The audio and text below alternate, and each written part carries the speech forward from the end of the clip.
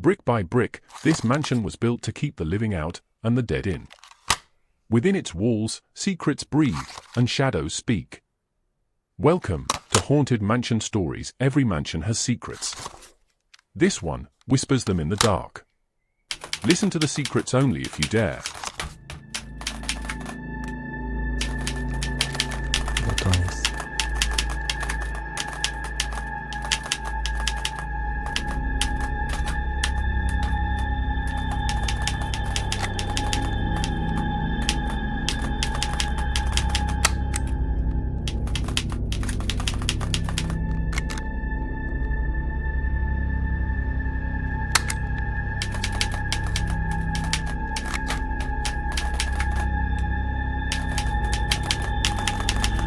The following documents were compiled between February to April 1949 regarding the alleged possession of Thomas Gray, a 12-year-old boy from Eldridge Hollow. The authenticity of certain accounts cannot be verified, yet the consistency among witnesses suggests phenomena beyond natural explanation. This dossier was sealed under order of the Archdiocese in June 1950. It is presented here in full for archival purposes only.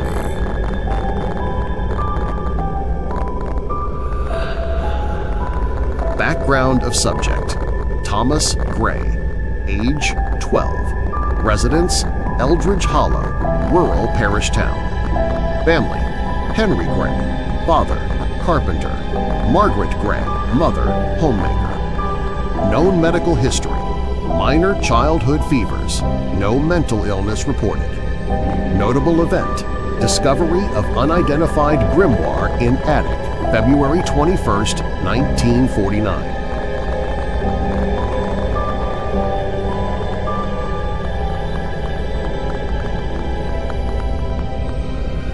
Parental statements. Margaret Gray. It was after the thunderstorm. He brought that book down, laughing. I scolded him for the dust, but he would not put it away. Every night after that, something changed. The house felt wrong. Doors opened on their own. My son's voice wasn't his anymore. Henry Gray. I saw the bed move with my own eyes. I put my weight on it, thinking it was some trick, but it shook against me as though something beneath was thrashing. When I tried to pray, Thomas spat at me. It wasn't my boy looking back, it was something else wearing his skin.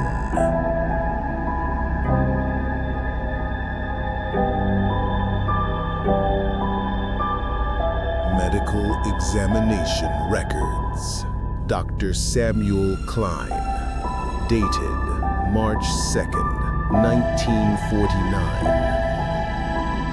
Subject presented with deep scratches across torso and forearm, with no evidence of self-infliction. Pupils dilated despite absence of stimulants. During examination, subject spoke in Latin phrases, Domine miserere nobis, with no formal training in the language.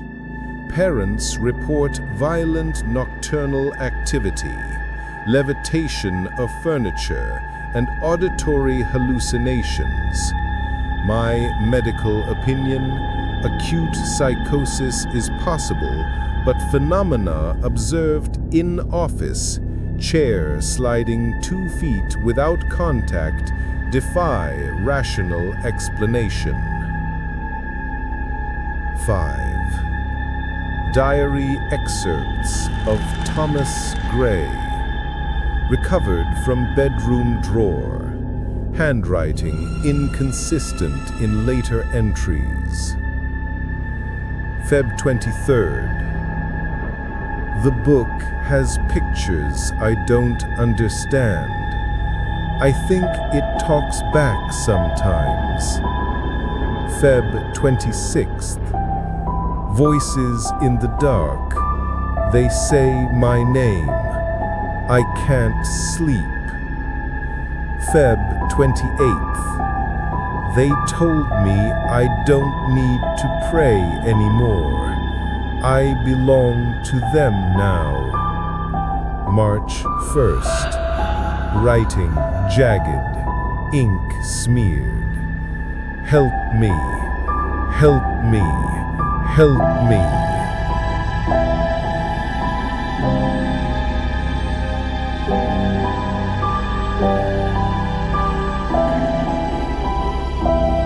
Parish journal entries.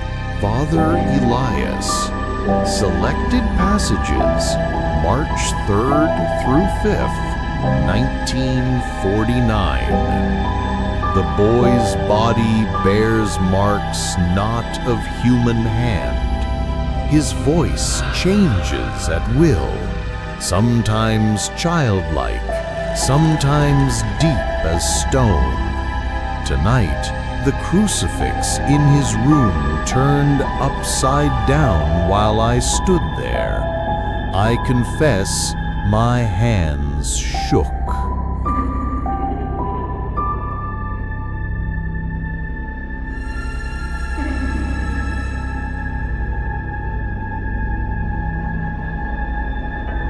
Exorcism transcript, unabridged.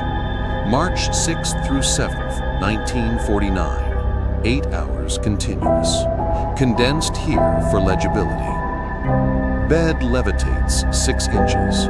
Objects thrown across room. Parents restrain child. Father Elias. Exorcizu te, omnis immundus spiritus, in nomine Jesu Christi. Entity, through Thomas. He is mine. He will never be yours. Father Elias. By the blood of Christ, I command you, depart. Entity. Screams, prolonged, non-human pitch recorded. Scratches appear spelling, no escape. At 3:17 a.m., blinding light-filled room. Witnesses report shadowy figure dissipating against the ceiling. Subject collapsed unconscious. Psychological report. Dr. Klein, post-exorcism. Upon examination 2 days after ritual, Thomas appeared physically restored. No scratches present. He recalled none of the violent episodes. However, he complained of persistent dreams in which shadows whisper to him. I recommend continued observation, though I suspect the family will decline further medical involvement.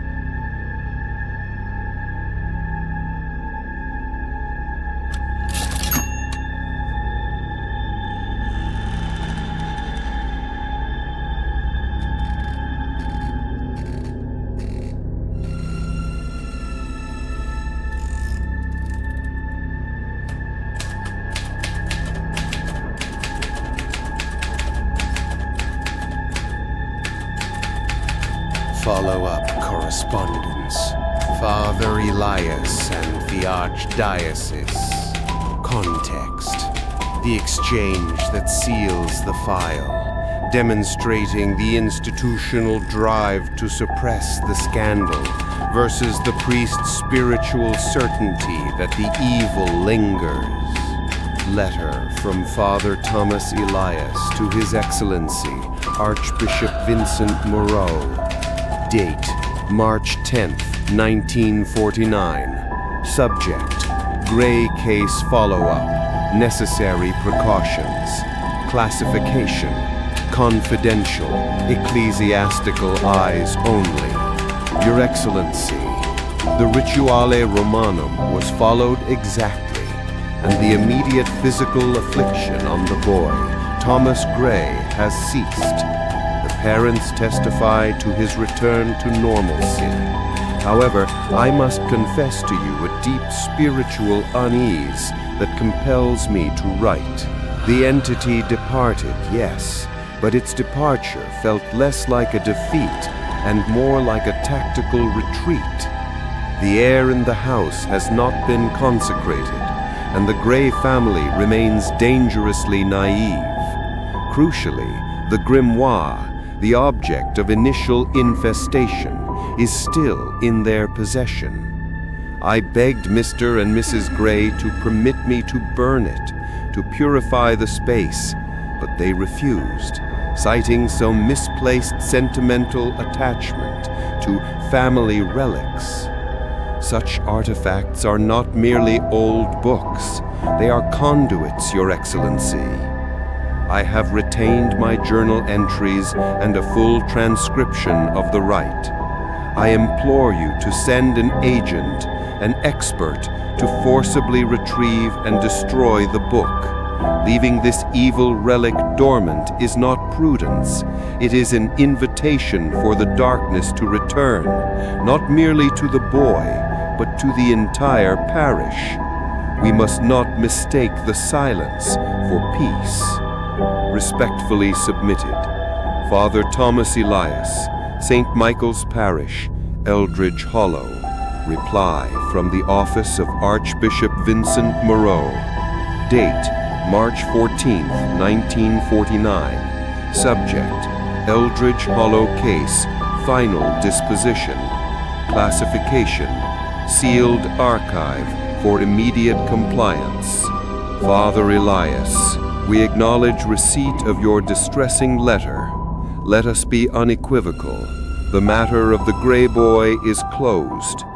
Your conduct during the rite was commendable, and the immediate resolution of the child's hysteria is confirmation of the Church's efficacy.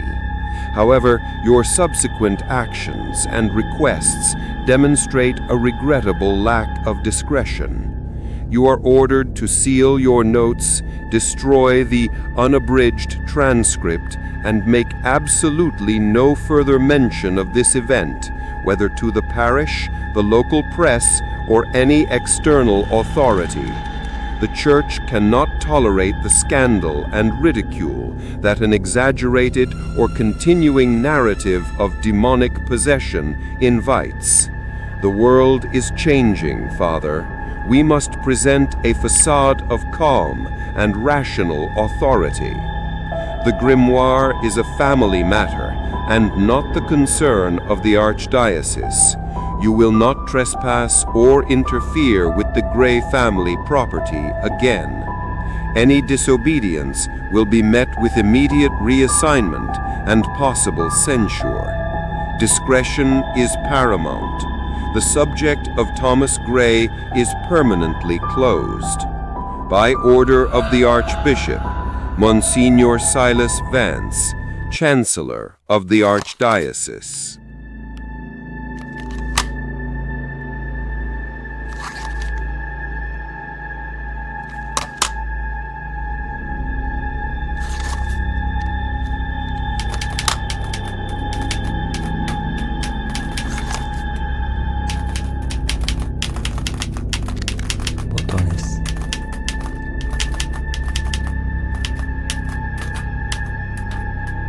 Aftermath. Strange events in Eldridge Hollow. Report extracts. Local sheriff's log and neighbor interviews.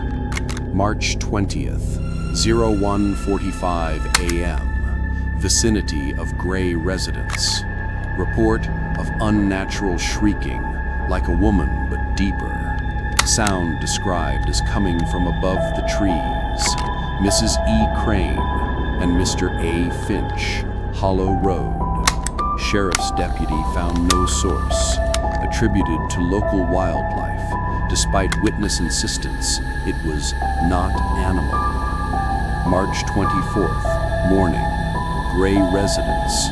Discovery of inverted crucifix. Margaret Gray reports that the bronze crucifix above Thomas's bed, which Henry Gray had secured with 2-inch nails, was found upside down and resting flat on the wall. The nails were still in the wall. Margaret Gray, Henry Gray, confirms the nails were undisturbed. No logical explanation for how the object was removed and inverted without bending the nails. March 29th, 0300 a.m., St. Michael's Rectory. Father Elias and altar boy Thomas O'Neill, 16, witnessed loud, continuous scratching emanating from within the rectory walls near the father's bedroom. Father Elias, Thomas O'Neill, scratching lasted 5 minutes, then abruptly ceased. No evidence of vermin found. O'Neill reported hearing an indistinct, low-pitched whisper when scratching stopped. April 5th, afternoon, Eldridge Hollow Schoolhouse. Thomas Gray, subject, reports being pushed down the stairs by a black, icy hand. No one was near him at the time. Teacher, MS H. Davies. Subject was not injured. Subject was calm, not hysterical. MS Davies reported the area felt unusually cold. April 10th, evening, Eldridge Hollow Road. Reported disappearance of a local dog, Buster. Search party found a series of deep claw marks in the mud, leading directly toward the Gray property, ending abruptly at the property line. Final note, discovered in Father Elias's journal. The final chilling entry, confirming that the priest himself has become the target, suggesting the spiritual contamination was never contained to the Gray House, but followed the one who dared to fight it. The handwriting is frantic, ink heavy and spattered. The final entry is on the back page of a journal dated months after the Archdiocese's final order. The whispers have returned. They are here now, not in Eldridge, but in my rectory. They speak through the silence, in the darkness behind the cupboard doors. They no longer taunt me with the boy's fate. They speak of my own. Last night, I awoke to a sensation of crushing weight. The air was sulphurous and thick. They spoke in a chorus of low, hissing voices, not Latin, but something ancient, something that flayed the spirit.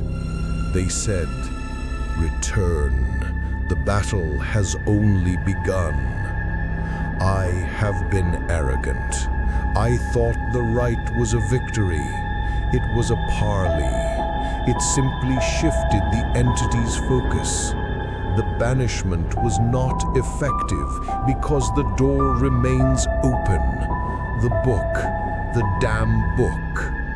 I can hear the scratching now, not in the walls, but on the outside of the window, though I am on the second floor. I cannot pray. My hands shake. I can barely hold this pen. They want the priest who saw their face. I fear I have failed the boy, failed the church, and damned myself. The fight is not over. It followed me home. I am returning to the hollow. I must burn the book, regardless of the consequences. If you find this, forgive my disobedience. My soul depends on one final act. Leave now, but beware. The mansion remembers those who enter, and it will pull you back. You've walked the halls, heard the voices, and felt the chill. The story ends for now, but don't forget to like and subscribe because the mansion waits.